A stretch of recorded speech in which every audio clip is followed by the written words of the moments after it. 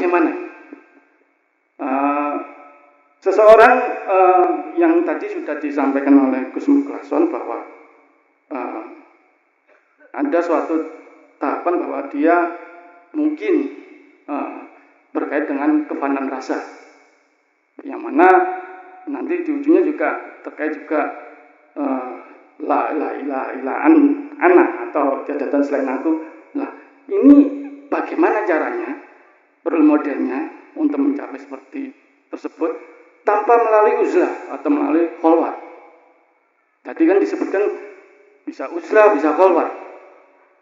Nah, yang saya tanyakan bisa mencapai kefanaan rasa tetapi tidak melalui kholwat, gitu. Tidak melalui uzlah, tidak melalui semedi, tidak melalui tapa. Bagaimana caranya? Kita juga ingin tahu. Mohon maaf, ini agak istilahnya losdol kan gitu pertanyaannya. Sudah? Terima kasih, itu saja. Oke. Ini kholwat yakfur bittauhuti wa yu'min billah. Hati meninggalkan kesenangan dunia walaupun jasad berinteraksi dengan kesenangan dunia. Wa yu'min billah, dan hati bertemu Allah. Di situ ada Allah mboten? Ada. Nggon rame eneng Allah mboten? Ada. Temui Allahnya di situ walaupun jasad kita berinteraksi dengan duniawiyah.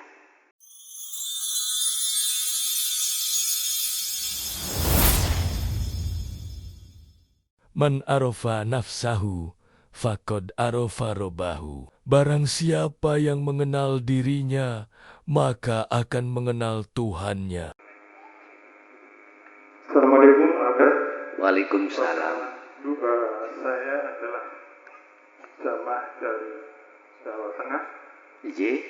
pastinya di Kabupaten Batang dan Kecamatan Bandar. Bahwa yang saya tanyakan, Gus pernah mengatakan bahwa kalau orang puji, waspadalah.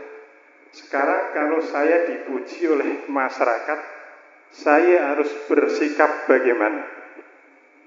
Yang kedua, ada iman, Islam, dan ihsan. Sekarang ihsan tolong diterangkan, ihsan itu apa?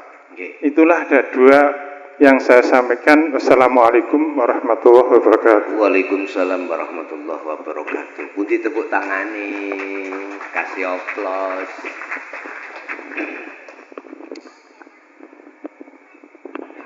Dua pertanyaan. Pertama terkait masalah iman, Islam, iman dan ihsan. Ini pernah ditanyakan oleh malaikat Jibril terhadap Kanjeng Nabi ketika saat beliau saserean, kumpul-kumpul dengan sahabat. Niki wonten pemuda marang munggah utawa masuk dan bertanya terhadap Kanjeng Nabi. Intine Kanjeng Nabi iku jawab tentang ihsan. Tatkala awakmu sudah merasa kalau dirimu itu selalu diawasi Allah.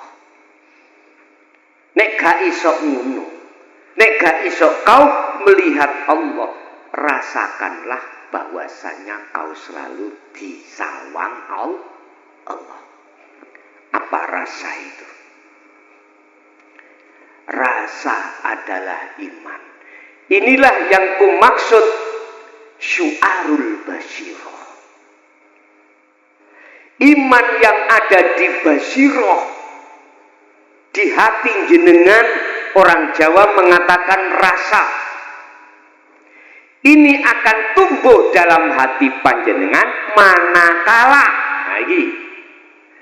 Anda pemegang dan mengamalkan ajaran Rasulullah di jalur dinut tauhid. Sebab hanya disitulah akan dibuka ajaran atau pelajaran kunci kemusyahadah Allah yang kami sebut sebagai adzikru bisiril asror. Zikir sing tanpa ngucap, tanpa lafaz, tanpa asma. Disebut adzikru bisiril asror. Kan ada zikir jahar, zikir sirri, lah ngoten. Niku dikire jasad, dikire ati. Lah dikire roh iku sing ndi?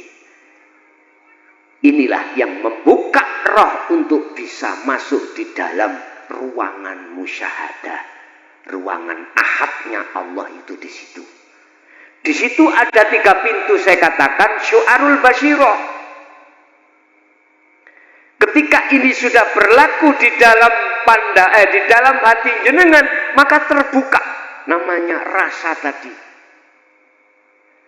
Sampai akan merasakan bahwasanya Allah itu di dalam dan di luar dirimu, yang Anda tidak bisa mewujudkan. Laksana ini, Pak. Niki HP tak tutupi kubluk. Ketinggal mboten? Mboten. Tapi lewat keterangan sing kula ajarkan datang jenengan, Pak, di dalam kubluk iki ada HP dengan kalimat saya menduduhkan. Menduduhkan.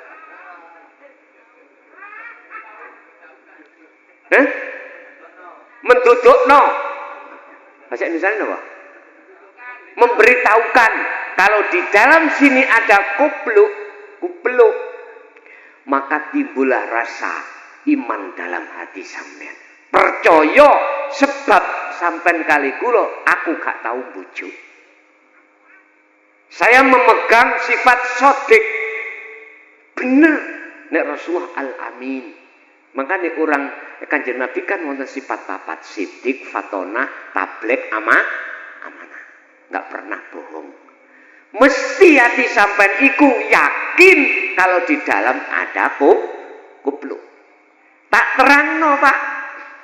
HP ini rupane ngene, mereke ngene, wujude ngene-ngene.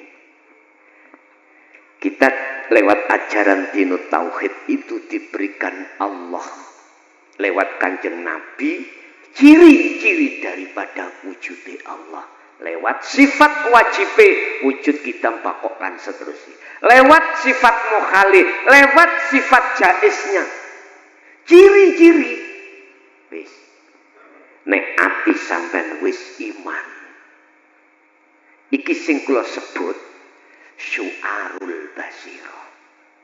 Sudah merasa dan yakin itu Allah kabeh, apa yang berperan kabeh makhluk iki Allah. Walillahil masyriq wal maghrib fa aina ma tuwallu fa thamma wajhullah.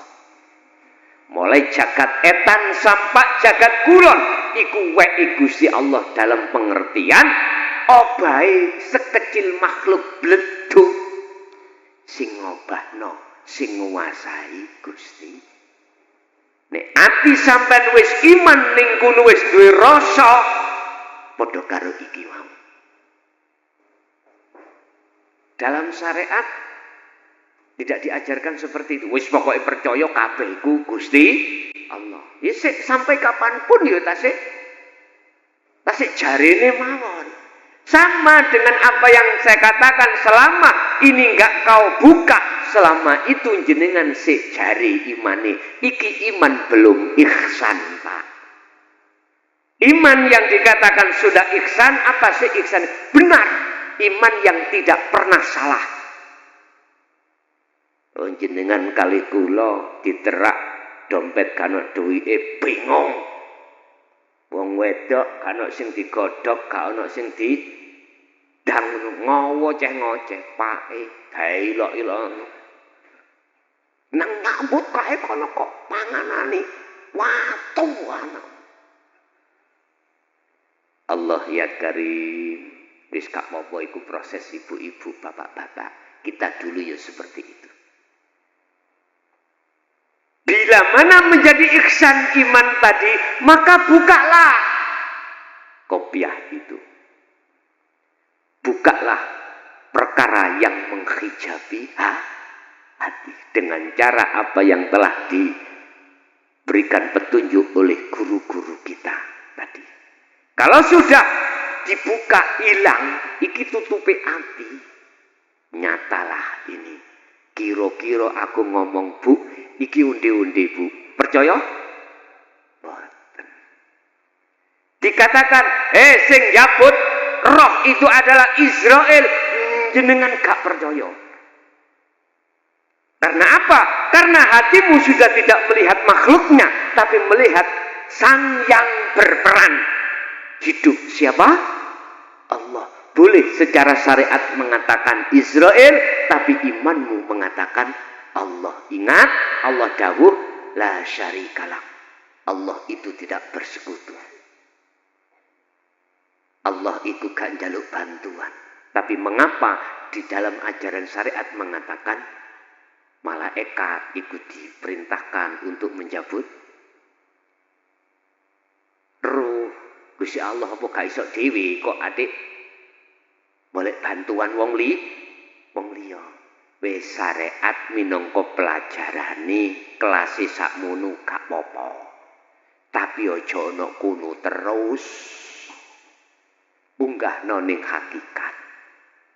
Nek kula ngomong thariqah, boten bicara thariqah pada umumnya di luar yang bersanad-sanad niku lho nggih. Salat iku thariqah, cukup bagimu. Aktivitas apapun yang dihadapkan Allah, semua itu aran thariqah pada hakikatnya. Mbah Dim niku nek ditakoki, Mbah Dim Yati, "Mbah, jenengan iki thariqahe apa?" Jawabe thariqahku ngaji. Ngoten nek. Artine Gusti Allah menghadapkan thariqah jalan. Thariqah iku jalan. Salat iku jalan. Ngaji ku jalan. Di sini ana Allah mboten? Di dalam salat ada Allah ndak? Kata Allah, gunakan jalan ini untuk bertemu aku. Enggak banyak umat Islam waktu salat diwenehi thariqah Allah gak ketemu Allah tapi ketemu genderuwo. Rupa apa man syahwatut dunya apa maneh awak dhewe mari oleh kenalan. Allahu Akbar. Moniku wong mangiku ndelok film India, Pak. Mendahno yo. Monyor-monyor. Wes ngerusak nang ngene ati. Hanallah. Sudah ono. Berhentikan kelakuane roh sing kaya ngene iki. Mumpung apa? Mumpung masih ada kesempatan kita. Iksankanlah imanmu dengan cara jenengan kali kula harus melakukan uzlah. Jadi yang disebut ihsan, apabila kau tidak bisa melihat Allah, kau harus merasa kalau Allah itu selalu melihat dirimu. Seperti itu. Tapi engko nek wis ainul basirah, sampean pasti akan masuk pintu yang ketiga disebut hakul basirah. Wis ya niki makrifat cara jenengan wis sempurna. Wis itu yang pertama. Yang kedua apa mang? Dipuji.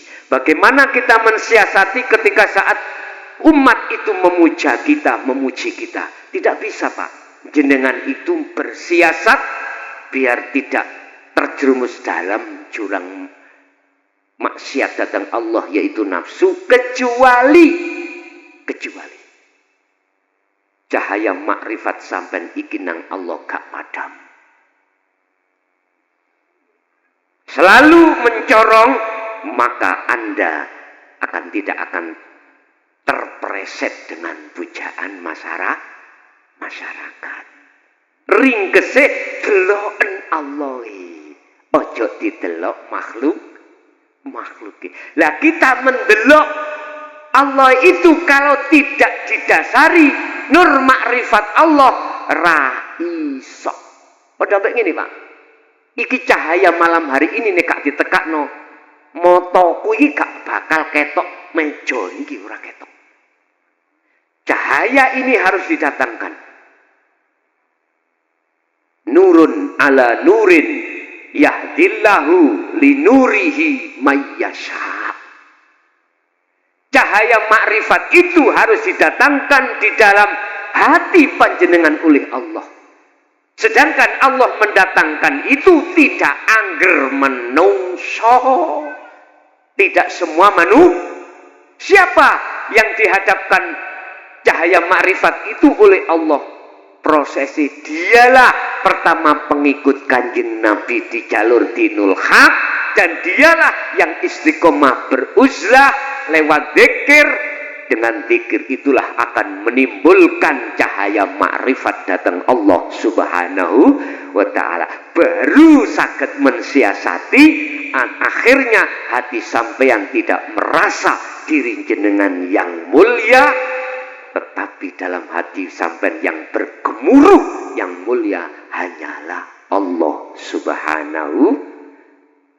Alhamdu utawi sekabeh puja lan puji iku lillahi mung daten Gusti. Gelek sampean waca lho, padahal kadang-kadang aku sugih, merasa diriku sugih, memang nyatani sugih. Lah ngoten nggih. Padahal ya wis eling nek kabeh wae Gusti. Kira-kira aku takon, suk nek sedo ngene iki ditinggal lah. Bojo sing ayu ditinggal Pak. Anak donya brono, pabrik sakmono kae ditinggal mboten. Subhanallah. Ngene awak dhewe waktu ana donya, waduh.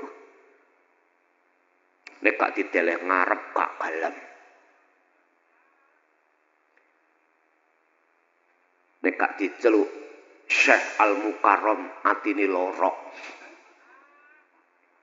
Misale ngene. Iki Sohibul Auqat. Pembagi waktu. Acara yang kita tunggu-tunggu Bapak Ibu, yaitu acara inti Mawaidul Hasanah yang akan disampaikan oleh Cak Muklason. Coba.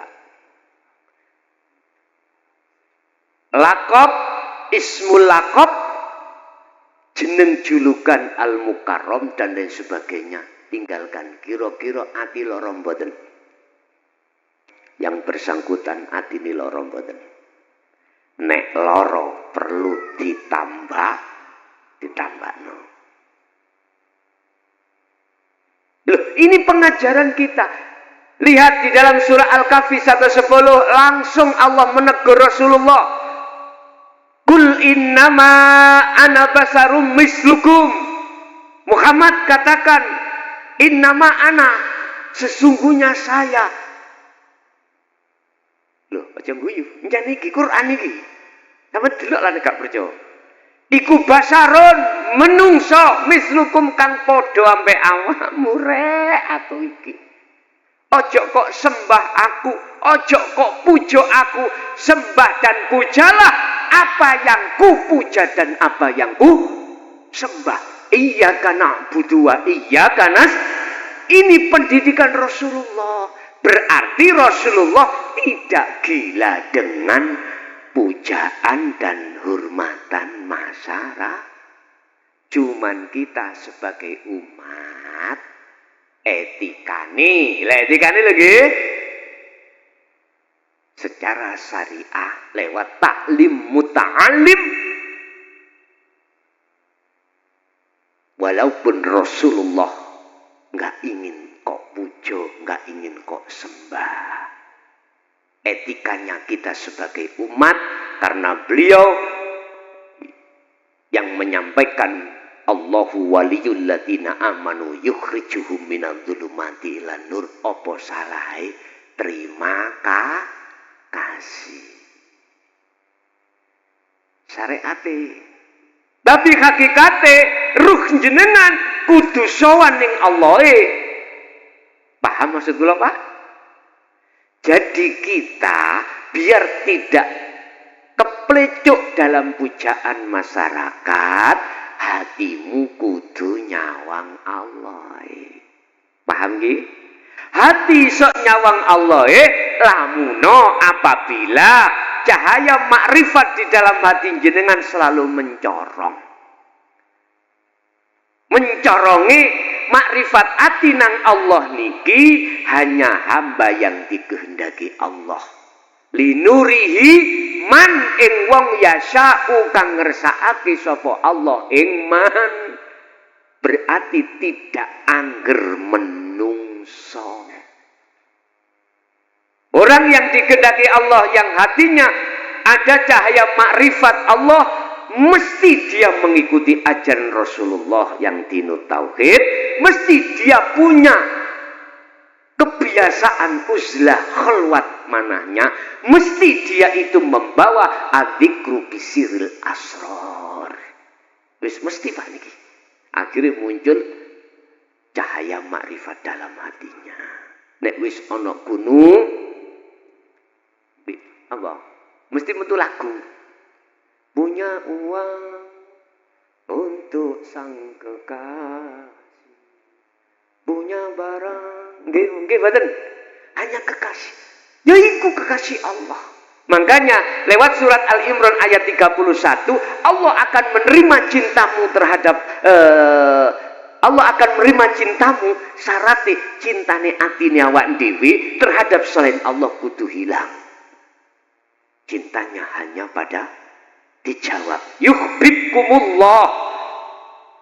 Yuhib maka bakal nyintai sapa Allah kum ing sira kabeh wa yaghfir lakum dzunubakum dan Allah akan mengampuni kesalahanmu ketika saat hati bercinta terhadap selain Allah. Sebab apa? Innallaha ghafurur rahim. Allah Maha Pengampun. Mula sangka kuwi Bapak Ibu, asline kita bertauhid iku belajar salat bisa khusyuk. Paham nggih? Wong sing bertauhid mesti salate genah. Tidak asal-asalan gugur kewajiban, tidak asal-asalan tolek tendensi sangka Allah pahala dan surga jauh adab boten. Ya iki maksude ditutup lillahi ta'ala. Iku wonten niku. Karena semuanya Allah yang berperan. Jadi ngene ku wau jawabane kita akan terhindar dari rasa merasa diri kita hamba yang puja dengan syarat kita harus melihat yang puja sesungguhnya Allah Subhanahu wa taala. Ada lagi. Kasar nggih niki wau nggih. Kasar nggih. Lho, wong gawe akik teko watune gak dikasar cepet, gak mari-mari. Dilusa ambek serban. Ya gak dadi-dadi. Nggih, dikrendo seret. Wonten? Monggo Pak, monggo. Mpun sungkan-sungkan. Kula nggih sami kalian jenengan padha manungsane. Assalamualaikum warahmatullahi wabarakatuh. Waalaikumsalam warahmatullahi wabarakatuh. Kula saking alumni Saking Watu. Iya berarti. Ringkese keterangan niku wau kula ngringkes niku kedah ma'rifatullah utawi uzlah sehingga saged ma'rifat dhateng Allah. Nggih. Pertanyaanipun nggih menika cirinipun inggih menika saged ma'rifatullah niku ya napa? Sepunten nggih. Ngoten nggih. Nomor kali setiap langkah utawi amalan kita itu kan harus agar selamat itu kan harus mengikuti Al-Qur'anul Qadim. Ngoten nggih, Mas? Nggih. Terus napa Al-Qur'anul Qadim niku selalu sami utawi mboten bertentangan kalian syariat. Ngoten nuwun. nggih. Pertanyaan pertama, ciri daripada jiwa yang sudah ma'rifat Allah iku piye? Ya ayyatuhan nafsul mutmainnah. wahai jiwa yang damai, irji'i do balio sira kabeh ila rabbiki maring pangeran ira. Nek kuwi wis balik ning kono iku mau jiwamu tenang. Jiwamu tenang. Tandane nek ati wis makrifat siji, atimu iku ra bingung. Tatkala menghadapi kondisi apapun, hatimu iku gak bingung. Ala inna awliya illah la khaufun alaihim walahum yahzanun. Rasa kuatir hajat iki gak sukses ya gak ono ketika saat hajat iku berlangsung. Rasa wedi benjing sok anakku, sok nasibku ya apa ora enek. Tatmainnul qulub, dikatakan jiwa yang damai adalah ruh yang sudah bersemayam di makom musyahadah. Itu makom makrifat Allah. Tondone ati tentrem.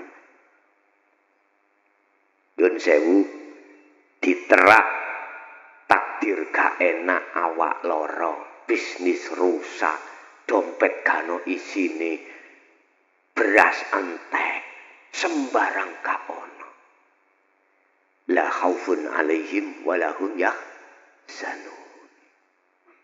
Nyantai. Mengapa dia bisa nyantai? Mengapa dia gak gopoh, gak khawatir? Karena jelas hatinya tertanam satu iman, semuanya yang berperan, semuanya yang menjadi dalang iku ya Gusti Allah. Sampai tumon nyun sewu, wayang niku salah sijine wayang niku mang bengok-bengok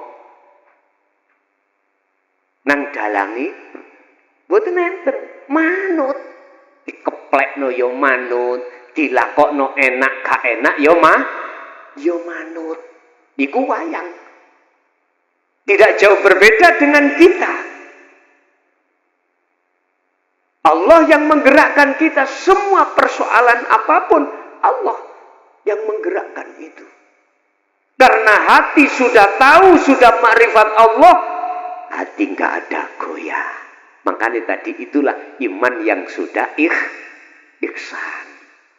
1, 2. Hati gak kemalan suudon terhadap apa yang terjadi pada makhluk. Hati selalu husnudon. In asobahum musibah qalu innallahi wa inna ilaihi rajiun. Akhirnya nggak ada dikatakan musibah karena dia bisa kembali pada Allah. Akhirnya gak ngerusak hati ini, Pak. Dia selalu melihat apapun yang terjadi itu selalu husnudon. Husnudon. Prasangka apik. Allah ngkei musibah jenengan selalu husnudon, mesti ono perkara apik atau hikmah di balik semua musibah. Wis. Gak cirine wong iku kudu udeng-udengan tutuk geger, kudu selalu nggawa serbuan, enggak. Tas bae kene tutuk brengkang, boten. Cirinya ada, tidak di situ. Selanjutnya, hatinya tidak sepi, tidak garing perkara zikir. Hatinya selalu berkumandang zikir, khususnya di dalam sirul asrar dan fana'u zikri. Mesti Pak niki berkumandang terus. Walaupun jasad ini beraktivitas apapun, beliau itu selalu berkumandang zikrullah. Ya ayyuhalladzina amanu uzkurullaha zikron katsiron. Iki Sebanyak-banyak dia berzikir. Tapi ingat, di dalam kekasih Allah, di makom musyahadah iki ono telu golongan. Jadi kekasih Allah iki ono telu. Satu, musyahadatul fana. Dua, kamil. Tiga, bako. Fana dan kamil dimasukkan golongan mahfud. Bako dimasukkan golongan maksum. Cirine ya apa? Ngeten. Sing fana tadi ya. Dalam satu hari, satu malam ketemu 24 jam. Nggih napa mboten? Makrifatin nang Allah titik. Mbuh momen-momen ya apa? Mek titik.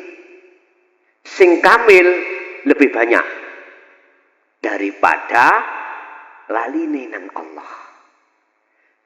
Sing bakok gak tahu lali. Baik dikala tidur maupun apapun, hatinya selalu ingat pada Allah. Pertanyaannya, kita di mana? Apa makrifate wayah salat tok? Ataukah di luar salat itu juga makrifat? Ingat, wa ma umiru illa liya'budullaha mukhlishina lahuddin. Tugase roh iku gak ngombe wedang teh niki mboten. Wedang apa jae nggih? Tugase roh iku gak ono ngono. Badokane jasad iku ya ngombe sebabe ngelah.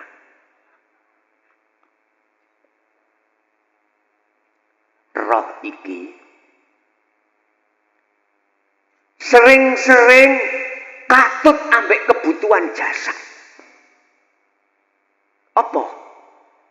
Rupa ati ana kejenjeman, ana kesenengan ngombe wedang jahe, akhirnya lali ning gunu ana Allah.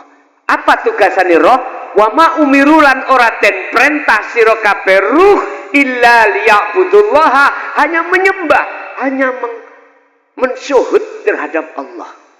Roh iki enggak iso syuhud nang Allah manakala tidak ada makrifat, cahaya makrifat pada Allah dalam hati. Sehingga kula ngombe mang apa saking ngetutno karepe hawa nafsu kang rupa ngelak pingin ngombe. Terus tugase roh ndi? Gak dilaksanakno. Padahal Allah dawuh wa ma khalaqtul jinna wal insa illa liya'budun. Mosok sih awak dhewe nyembah nang Allah iku mung salat tok? Aja. Artine aja makrifat nang Allah mung dalam salat, tapi di luar aktivitas salat iku waktu lebih banyak gunakan. Itu pun sak mampu panjenengan biqadril imkan. Ibu-ibu wayah bakdo nandangi ning pawon masak umbah-umbah. Gak usah jenengan iku njagong ngerumpi ambek tangga. Kawin uzlah pokok ning kamar zikir. Lak luwih apik lah ngoten Pak nggih. Daripada ghibah. Oh iya, tuku kulkas kredit iku. Lah apa? Tuku sepeda motor utangan iku aku ro. Apa melok-melok ngurusi ranahe wong diurusi atine dhewe kelawan zikir nang Allah. Sebab kita tidak tahu menembak iku mesti mati. Nggih mboten? Kullu nafsin dha'iqatul maut. Nggih mboten? Mesti. Lho nek wis jeketang kaya ngene iso cara jenengan iki mau nang makrifat Allah telek gak iso. Sebab ngene Pak, jasad iki diwene Allah meripat namanya ainul basariyah, kanggo ndelok sesama makhluk. Nek meripat jasad iki tak tutupi sesuatu, petengno padang. Ketinggal dalan mboten? Nek gak percaya monggo jenengan wong sakmene kae mengki nek kundur ayo merem kabeh kira wis tutup omah dhewe-dhewe mboten? Pingin roh aku, engko tak videone. tak viral nih kok. Wis semono gambek roh. Bali mulih nang Allah iso apa gak nek mripate iku sik wuta. Wa man kana yarju wa man kana fi hadhihi amma. Barang siapa di dunia mata hatinya ini masih buta terhadap Allah disebabkan karena hijab yang menumpuk dalam hati terus ketututan sedo mati. Bahwa fil akhirati amma wa adallus sabila. Dia pun akan mengalami kebutaan pada Allah dan gelap yang terjadi. Makanya ning Quran ono istilah alam barzah. Apa sih barzah? Barzakhun niku sebuah dinding sing tebal, Pak. Kuat, gak iso dibuka. Jero kan lampune peteng dadat. Sapa sing lebokno? Sing dilebokno alam itu? Yo kita ruh sing waktu ana donya iku durung sempat makrifat dateng Gusti Allah. Dadi roh balik wa inna ilaihi rajiun mong sik wuta mboten saged. Mula iki kudu dituntun. Sing nonton ya ngono gak oleh buta. Ana wong wuta dituntun wong wuta, betul enggak? Mboten. Makane jenengan dikon goleki guru akhirat pun di situ. Orang buta bisa sampai pada tujuan manakala dituntun orang yang tidak buta. Tapi kudu manut gak oleh kakean dituntun bantah. Inilah ceritanya Nabi Khidir dengan Nabiullah Musa alaihissalam. Nabi Musa kakean cocot. Akhirnya pisah toh? Pisah. Dihadapnolah satu kejadian pelajaran, bolongi kapal, mateni arek cilik, bangun pager, selalu berontak, selalu bantah. Mangkane kula biyen gak wani jawab, Pak. Alih guru niku sam'an wa ta'atan. Dikongkon ngalor yo ngalor, senajan ngalore gak paham. Dikongkon ngulon, Pak, mulai Malang tutup Magelang. Melaku, ya nek saiki penak numpak bis. Melaku wong ngulon son, ojo tolah-toleh, nek kepingin awak mundang kepedhuk Gusti Allah. Mun iku wis gak wani jawab. Takok angsal numpak sepeda. Angsal numpak gandol trek, mboten wani jawab ngoten niku. Akhir padahal maksude lu ngene. Atimu uzlah terus ojo tolah toleh urusan tu. Ngene gak gelem dawuh nang ngono. Sekhayi dawuhaken kula yis bahasane ngoten. Akhire berhubung iki santri sing kempel. Modalku niku mek sendika dawuh, budal ngulon sampai tutuk watu congol Magelang mriko. Lho kaya ngene. Ngoten niku Pak, nyuwun sewu. Gak ndadekno ati loro. Malah ngambil hikmah. Apa hikmahnya? Nafsu iku nek gak diajar birriyadatin wal azkar, mohal untuk keluar dari sanubari atau jagati hati. Harus diajar riyadhah. Mangkane kurang ono manganmu, kurang ono ngombemu, kurang ono turu. Poso sing poso iki ojo mangan nek gak luwe, ojo ngombe nek gak ngelak, ojo turu nek gak ngantuk. Gunakan hatimu selalu zikrullah. Beres. Jadi banyak sebetulnya ciri-ciri orang makrifat itu, Pak. Bukan wong makrifat iku wong sing ahli kasaf. Ahli kasaf itu apa? Ahli yang tahu kejadian yang akan terjadi. Atau tahu kejadian kelakuan sampean sing ono wis kelakon sing wong iku gak tahu roh iku lho iso dibedhek ning jerone atimu. Bukan itu, Pak. Kekasih Allah itu. Kan tadi sudah dikatakan dalam Al-Qur'an, ciri atau status orang sing makrifat kekasih Allah, la khaufun alaihim walahum yahzanun.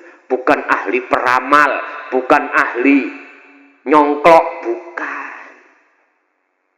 Paham nggih? Iku ngelmu kasaf Pak niku. Ngelmune wong guyon, ngelmune wong gegeran, ngelmune wong kesakten. Dudu iku. Iku jalur mukasyafa. Sedangkan kekasih Allah iku jalur musyahadah. Wis, iku kirine salah satu di antara orang yang makrifat. Yang kedua, apa mang sabak lali ya? Halo, dulur. Pitakon Al-Qur'anul Qadim, apakah tidak bertentangan dengan Al-Qur'anul Karim? Tak jawab tidak. Wong nek duwe hadas cilik, hadas gede, angsal njempok Quran? Mboten angsal. Kudu fitrah. Al-Qur'anul Qadim iku kok akan muncul dengan sendirinya di dalam jagatnya hati sampean manakala Anda sudah terhindar dari hadas-hadasnya hati. Tadi hadasnya hati apa, Pak? Syahwatul dunia, hubbus syahwah. Nek hati sampean hanya bercinta hanya pada Allah, pasti akan Allah meridhoi meletakkan Al-Qur'anul Qadim karena roh sudah tidak menanggung hadas. Apakah bertentangan? Enggak. Letaknya enggak bagaimana? Contoh Pak niki. Di dalam Al-Qur'anul Karim mengatakan aqimis sholah. Sampai diterangno sholat iku wajib. Miturut Al-Qur'anul Karim tafsir muhakamah surat Al-Imran ayat 7 wajib ya sholat 5 waktu itu laksanakan. Sholat di jasad. Oke. Menungso ana roe. Lah sholati roh iku ya apa? Iku diterangno. Aqimis sholat. Aqim. Bahasane aqim, Pak. Dari kata koma, asluhu qawama. Tidak memakai kalimat fa'alah. Mengapa di dalam Al-Quran setiap kali berbicara tentang masalah sholat, iku memakai kalimat koma, tidak fa'alah. Fa'alah itu yang melakukan. Nek koma tidak sekedar melakukan, tapi menjaga ruh ini tidak menyembah selain Allah. Berarti Al-Quranul Qadim sholati roh iku kudu khusyuk. Roh iki kudu madhep mung dateng Gusti Allah. Lah isoke madhep dateng mung dateng Allah hanya terhadap Allah, roh iki kudu makrifat Allah. Lah roh iku hanya bisa makrifat Allah prosesnya menurut Allah. Paham nggih? Mana tabrakan mboten? Setiap ayat per ayat baik di dalam Al-Qur'anul Karim itu mengandung Al-Qur'anul Qadim. Mengandung Al-Qur'anul Qadim. Yun sewu. Nutfah manine wong lanang. Jerone niku wonten beribu-ribu sel to Pak ya. Nggih mboten? Beribu-ribu sel. Ketika itu ditemukan embrio nanggone tiang estri, akhirnya jadilah sebuah anak. Lah ngoten nggih? Oke. Sampai tinggal isi Al-Qur'anul Qadim. Ruh tabrakan ambek jasad mboten. Jawabane tergantung jenengan. Iso uga tabrakan, iso uga mboten. Al-Qur'anul Qadim dateng Al-Karim nggih ngoten sami. Bisa jadi tabrakan, bisa enggak tergantung panjenengan. Tak istilahno obat. Obat iki iso bahaya, iso tidak. Kalau cara kita meminum keluar dari resep dokter alias overdosis, bahaya mboten? Bahaya. Sebab obat iki racun. Tapi menurut resep dokter, gak ngawur dokter iku, kita ngombe akan jadi obat. Racun jadi obat. Sama. Sampai syariate api. Nun sewu. Dunia sampean iku luar biasa. Syariate fid dunya hasanah lah pokoknya. Tapi bila mana tidak ada hakikat, bahaya kanggo jenengan. Mesti ngomong tabrakan antara syariat dengan hakikat.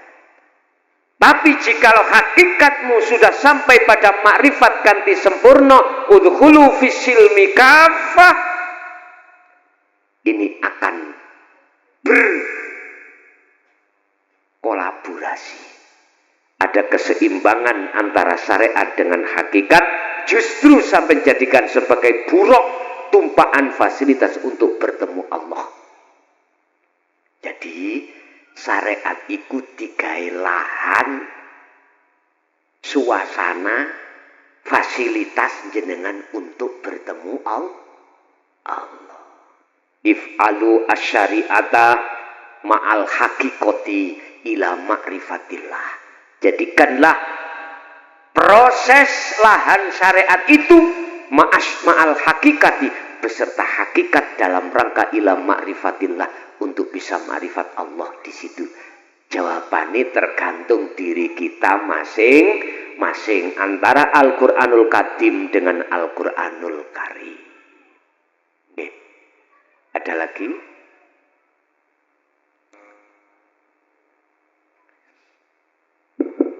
Assalamualaikum warahmatullahi wabarakatuh. Waalaikumsalam warahmatullahi wabarakatuh. Indra dari Jamaah Istighosah Kengwong Kemorokan, Pak Hasnan. Mau tanya, mungkin ada 3 pertanyaan yang akan saya sampaikan. Sebenarnya sih pertanyaan saya simpel, yang mengapa dan bagaimana, itu aja. Ada saya beberkan. Pertanyaan saya lebih ke masalah rasa. Ya.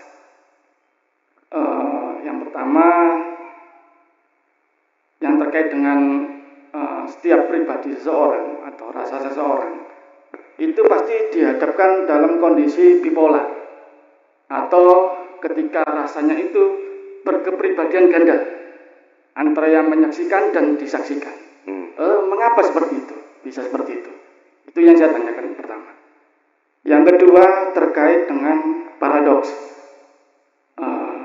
Ketika seseorang itu dalam suatu kegiatan sehari-hari, dia berkomunikasi dalam diri pribadinya dengan rasanya, pasti dihadapkan sebuah paradoks atau suatu jawaban-jawaban yang mana itu bisa bertolak belakang. Tapi pada unsurnya nanti, pada ujungnya atau di dalam penghujungnya pasti ada suatu kebenaran dalam hal ini.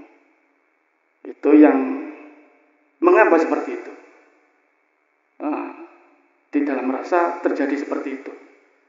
Suatu timbul paradoks-paradoks yang ada di dalam diri pribadi atau rasa seseorang ketika dia berkomunikasi dengan diri pribadinya. Yang ketiga juga dengan rasa juga. Bagaimana? Seseorang yang tadi sudah disampaikan oleh Gus Muklason bahwa ada suatu tahapan bahwa dia mungkin berkait dengan kefanaan rasa, yang mana nanti di ujungnya juga terkait juga la ilaha illa ana atau tiada Tuhan selain aku. Nah, ini bagaimana caranya, role modelnya untuk mencapai seperti tersebut tanpa melalui uzlah atau melalui kholwat. Tadi kan disebutkan bisa uzlah, bisa kholwat. Nah, yang saya tanyakan, bisa mencapai kefanaan rasa tetapi tidak melalui kholwat, gitu. Tidak melalui uzlah, tidak melalui semedi, tidak melalui tapa. Bagaimana caranya? Kita juga ingin tahu. Mohon maaf, ini agak istilahnya losdol kan gitu pertanyaannya. Sudah? Terima kasih, itu saja. Oke.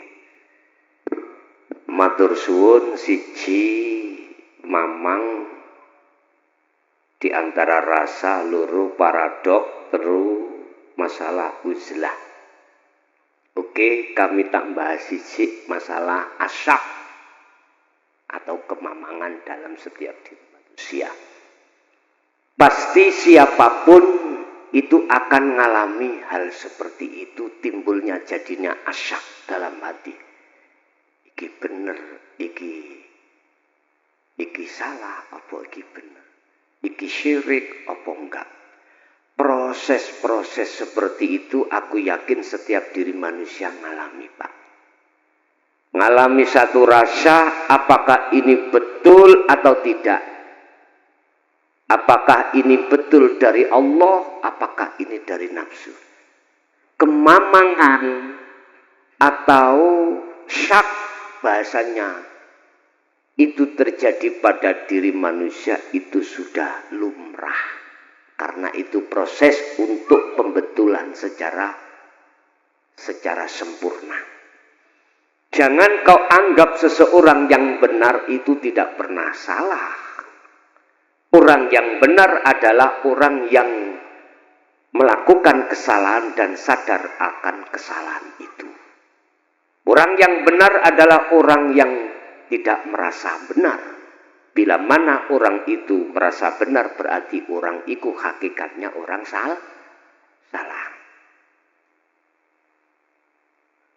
Proses kemamangan yang disebut asyak dalam hati ini, dalam menyembah, merasa terhadap Allah, itu wajar. Tapi Allah memproses hal seperti ini sebagai sunatullah, maksud dan tujuan Allah untuk mendewasakan ruh itu terhadap Allah, dalam kurung untuk menyempurnakan ma'rifatnya terhadap Allah. Bagaimana cara kita menanggulangi biar enggak seperti ada dua? Ini petunjuk secara sistem dan teori. Terus laksanakan apa yang menjadi tugasmu. Akhirul amri, akhir perkara, jangan kau hitung. Jangan kau timbang-timbang antara mudarat dan manfaat. Jangan. Sing penting etika hati dengan modal rasa kebenaran terhadap Allah, jalan urusan tadi ini serahno nang Gusti Allah. Satu. Paradok iku sing gak belajar nih gua. Halo. Bahasa paradok niki kan bukan nyun sewu, nek wong gak sekolah kan mboten paham, Pak. Paradok niku orang yang tidak belajar itu, Pak. Halo. Coba diterangkan. Coba bingung masalah sing gak sekolah tentang paradok. Paradok itu suatu tindakan atau istilahnya itu tidak dasari dengan ilmu. Iya, tindakan yang mana dia itu ada dua penjabaran yang terpecah. Di satu sisi kiri dan di satu sisi kanan. Dan itu bertolak belakang.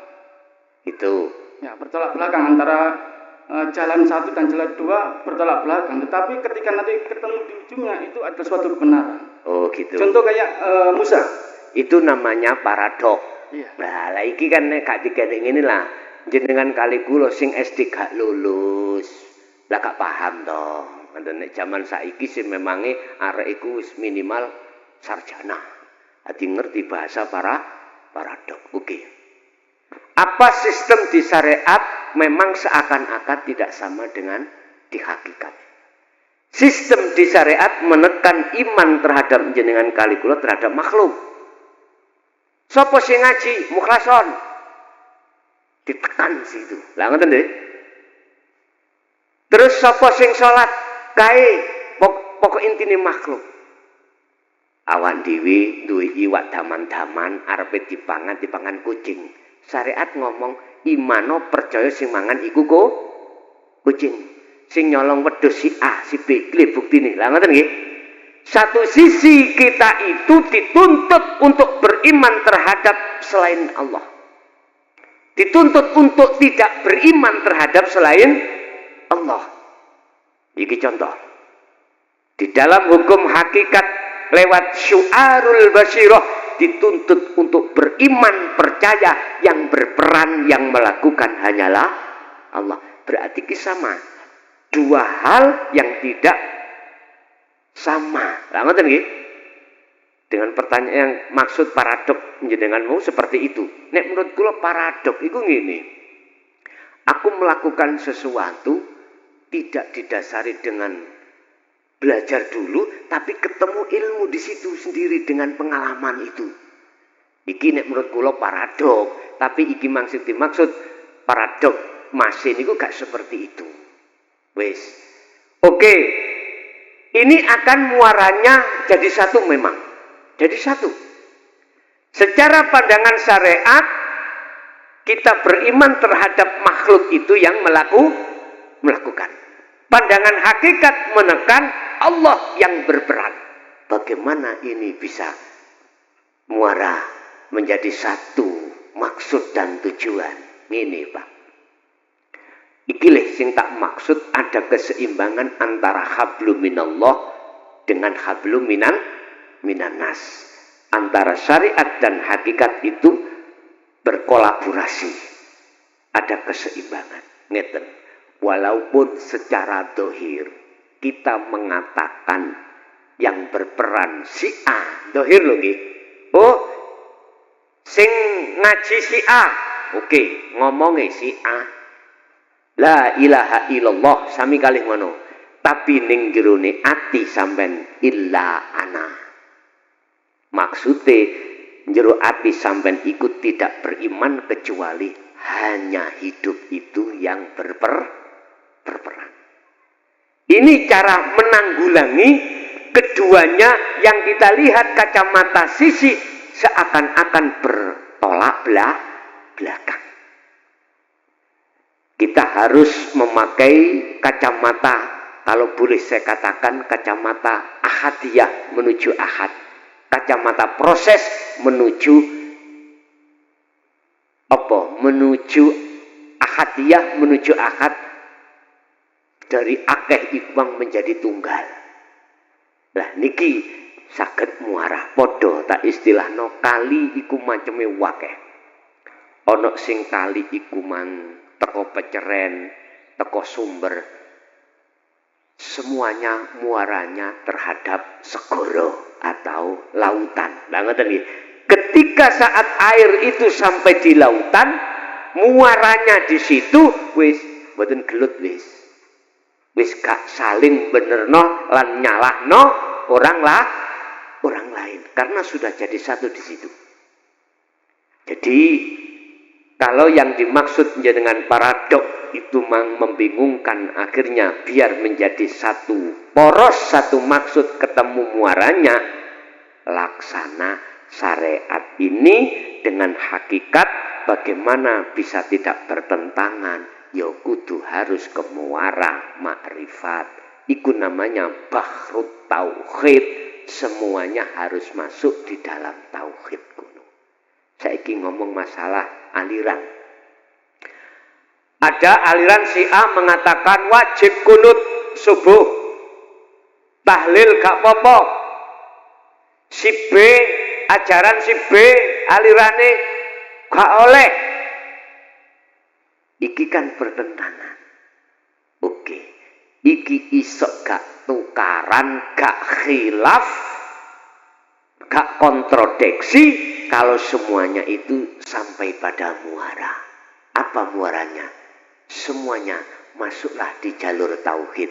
Di jalur tauhid akhirnya kei pelajaran sing gawe lan ngersakno pakai kunut ambek enggak sapa? Allah maneh. Sing gawe, sing berperan, sing ana tahlil ambek enggak sapa? Ya Allah maneh. Baru rukun iki. Tidak ada khilaf di sini. Kalau semuanya sudah di sini, ini solusinya. Kapan ini hal ingin terjadi? Susah, Pak. Nek cara Quran bahas, siapa di antara mereka yang mengikuti ajaran Rasulullah secara sempurna kafah, itulah mereka yang disebut sebagai ummatan wahidah.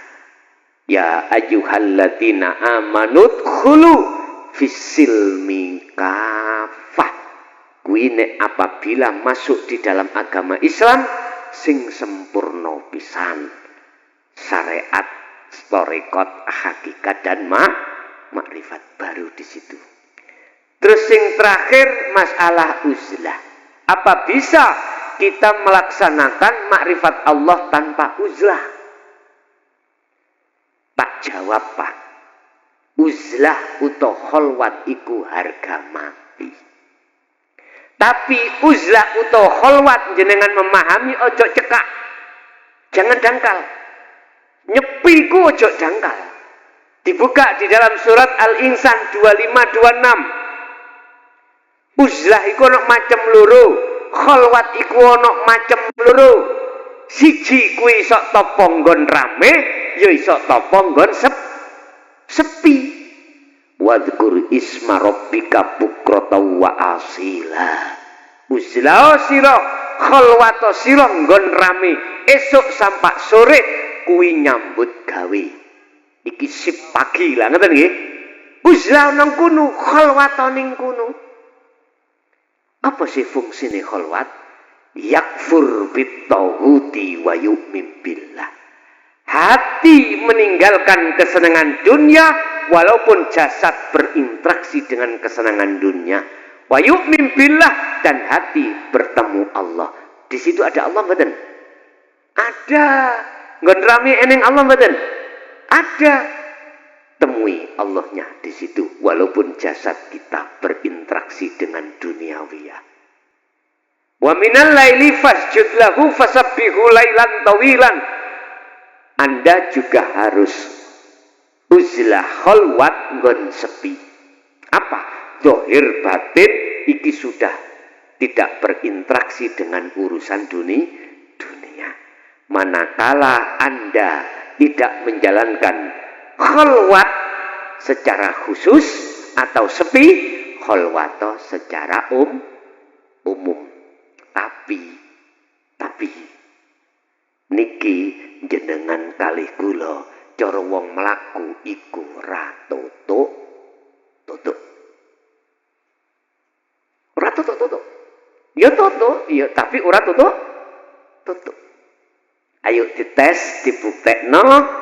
Coba ketika saat kita berinteraksi dengan syahwatud dunia, apakah lebih mudah atau lebih sukar ketika hati bertemu Allah di situ dengan kita menyendiri?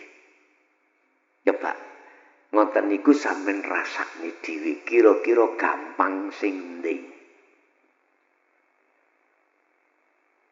Kula nek angsal ngomong atas dasar pengalaman nggih. Lebih mudah dan lebih enjoy ketika saat akal ini tidak berinteraksi dengan dunia. Sehingga mengapa Nabi Muhammad ke Gua Hira, Nabi Musa ke Gunung Turisina, dan lain sebagainya. Sejarah beliau-beliau para rasul kekasih Allah pasti ngalami dia uzlah atau kholwat ninggon papan sepi. Tapi bukan berarti meninggalkan kholwat di dalam papan rame. Aku yakin Anda akan tegar menghadapi nafsu di papan rame manakala sudah kuat wi uzlahmu, kholwatmu di papan sepi. Ya ayo dirasakno dhewe, dicoba. Lah iku ya kudu ditesiskan, harus dibuktikan. Kira-kira ya apa? Sebab ngene, jenengan nek sudah meninggalkan akal dari interaksi duniawiyah, hatimu pasti akan mengalami satu reaksi panas, reaksi sing macam-macam. Dengan reaksi proses seperti itulah akan menemukan satu reaksi kedamaian sampean. Karena sudah tidak mikir masalah bojo anak dunya brono. Bebas itu, bebas aku bebas, bebas dari belenggu, bebas getaran. Ngotenan niku. Niku lagune Bang Haji ya. Napa? Leresan niku. Pun dicoba mawon, dicoba. Jadi saya mengatakan uzlah itu, kholwat itu tidak harus dinggon sepi, dinggon rame juga bisa. Dasarnya di surat Al-Insan 25-26. Ini dilakukan Kanjeng Nabi. Ngoten nggih? Bahkan Rasulullah lewat surat Al-Insan 26 niki, andai kata tahajud itu tidak berat, tidak memberatkan umat saya, maka saya wajibkan. Wis terserah jenengan, nek bahasa kula wajib. Salat pun lima waktu bahasa kula wajib khusyuk jenengan. Wajib wis, gak sunah maneh, wajib khusyuk itu wajib. Terserah khusyuk sampai berapa prosentase.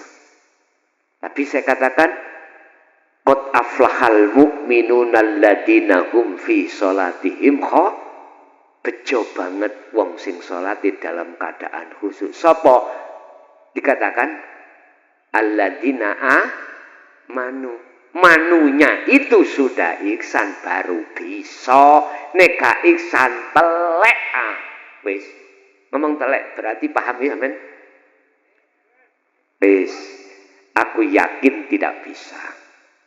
Jangankan kita, Sayyidina Ali dan para sahabat ketika diperintahkan perintahkan Rasulullah untuk sholat dengan khusyuk, ono serban hijau.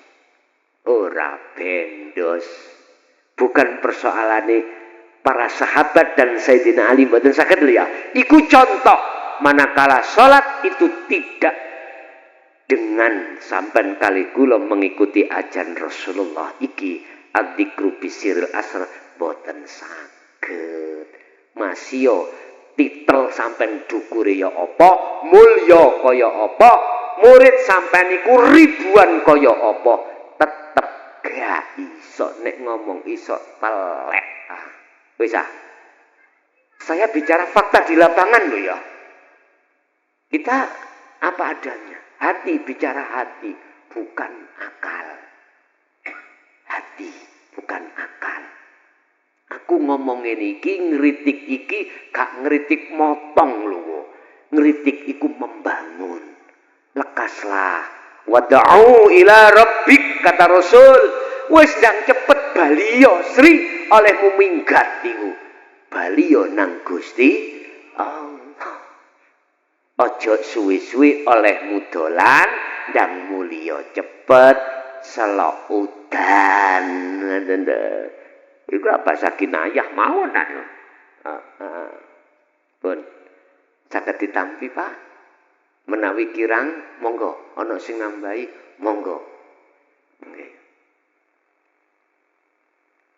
Sampun cekak? Sampun jam 11:30.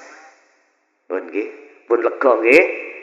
Wis mugi terakhir sadurung kita tutup sarana doa sedaya napa ingkang sampun den jabarake supados dados ilmu ingkang manfaat, nambah makrifat ati dhateng Allah Subhanahu wa taala ila yaumiddin lahumul Fatihah.